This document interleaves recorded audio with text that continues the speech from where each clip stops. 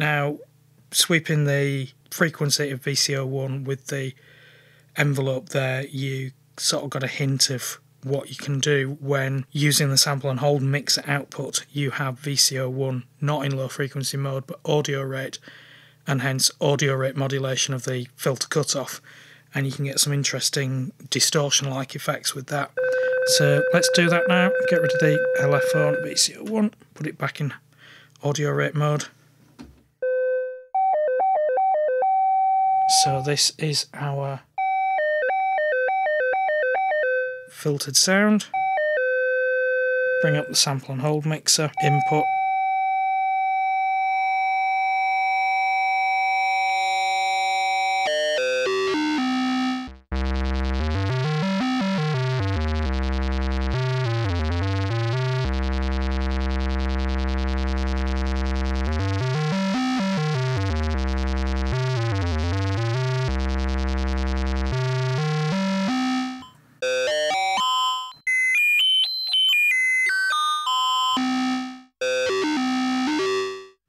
And again, this is VCO1 set on square wave. You can have sawtooth wave, audio rate modulation of the filter cutoff.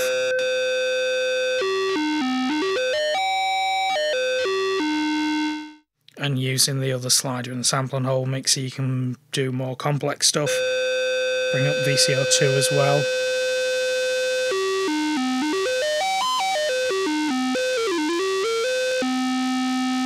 Or noise generator.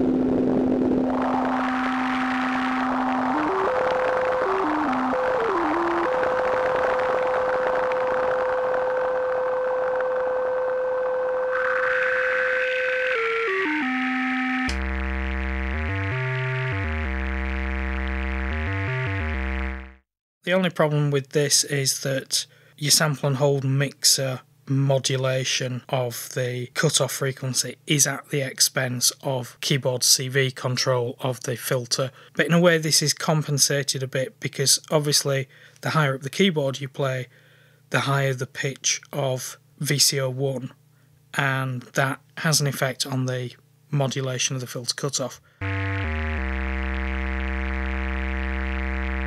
Let's get rid of the noise.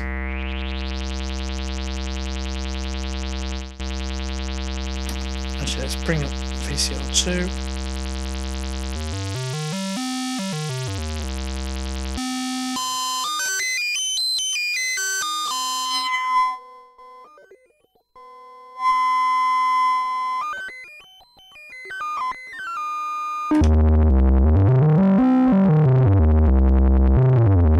So it does sort of seem to naturally get a little bit brighter anyway, even without the keyboard CV control of the cutoff. So that's sample and hold mixer control of the filter cutoff.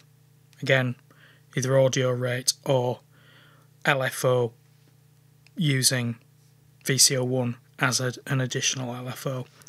Let's put it back onto keyboard CV control.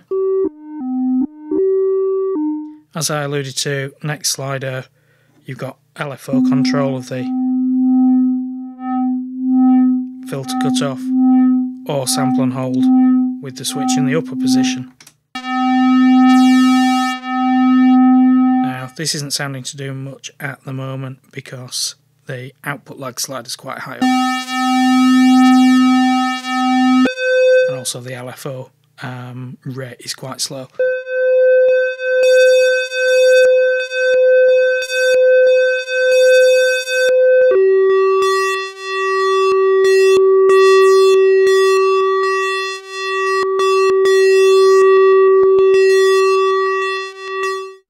So yeah, with the slider all the way up, the sample and hold can open the filter quite a long way. With it lower down, the range with which it can affect the cutoff frequency is much smaller. So it's tighter range, more controlled.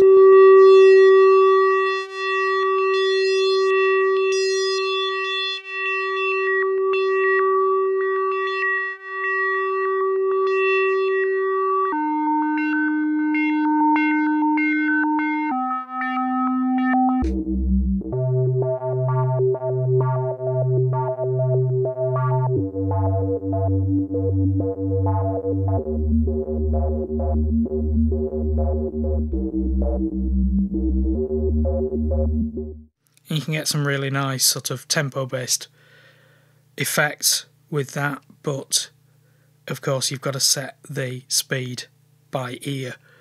With the LFO, there's no way of syncing it.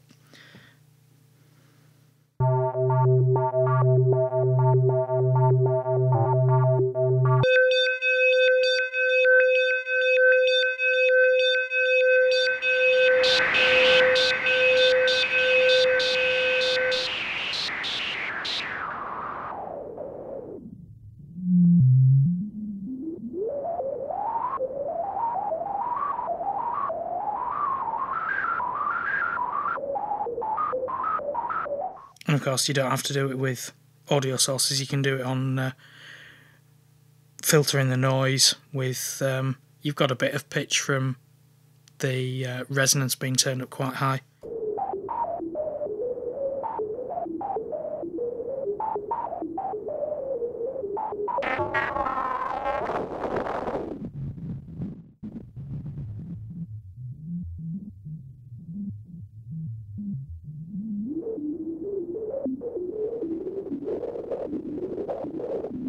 And then have a bit of noise control of the cutoff frequency as well.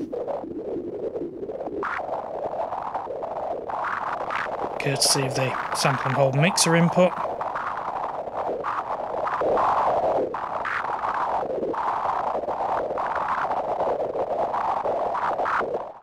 Yeah, you can do all sorts of weird and wonderful things.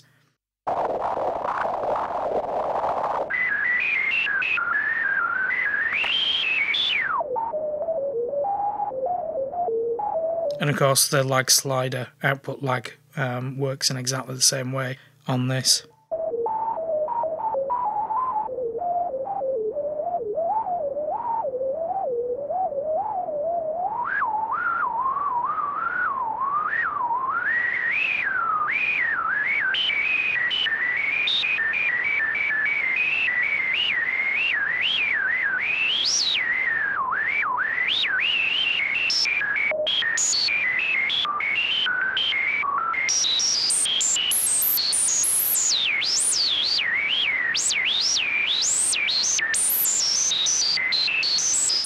So yeah, hours and hours of fun playing with things.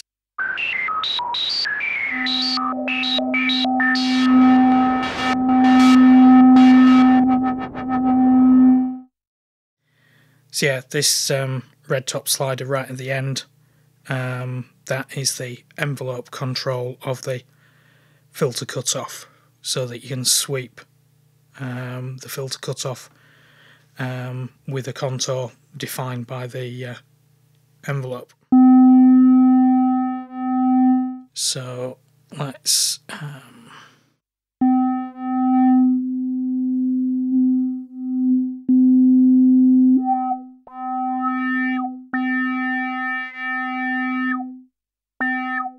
and of course this little switch here, in the up position, that's ADSR envelope control. And of course the Odyssey has two envelopes, and I guess now is as good a time as any to bring those in. It has two envelopes, but unfortunately only one of them is a full ADSR attack, decay, sustain, release envelope, and the other one's just a very simple attack and release one. So it's got one what would be considered fully featured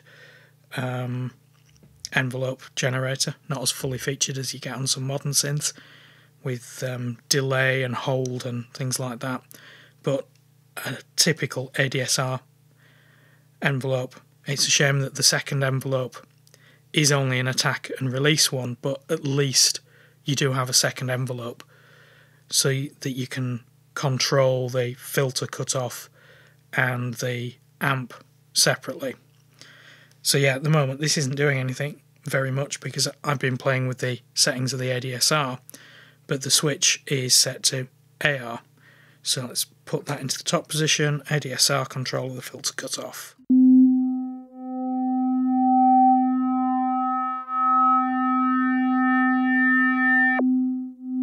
And of course, not much decay, you get a very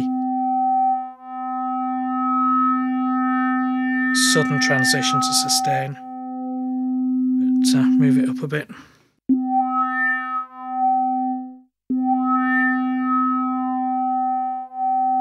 And the higher up you have the fader, the more that the envelope controls the filter cutoff, so the more it opens.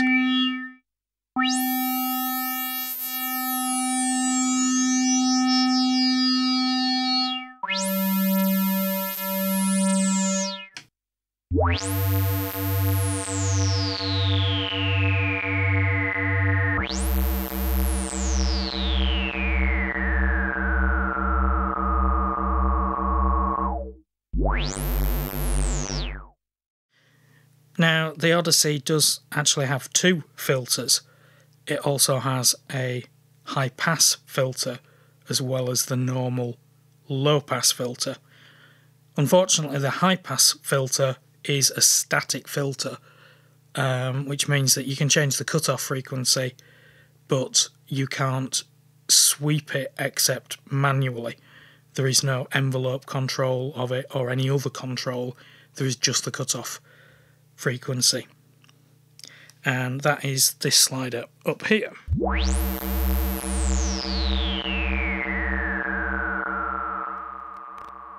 Which doesn't sound to do very much except for the last few millimetres of travel.